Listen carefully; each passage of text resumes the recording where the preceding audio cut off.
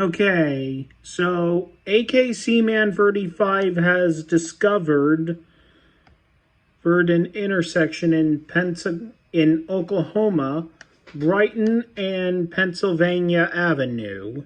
And the left turn signals that used to be there, they look too Houston-y.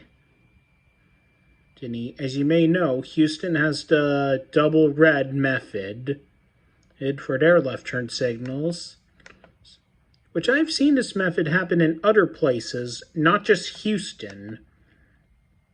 And the left turn signal, that looks really strange. And then, let's see.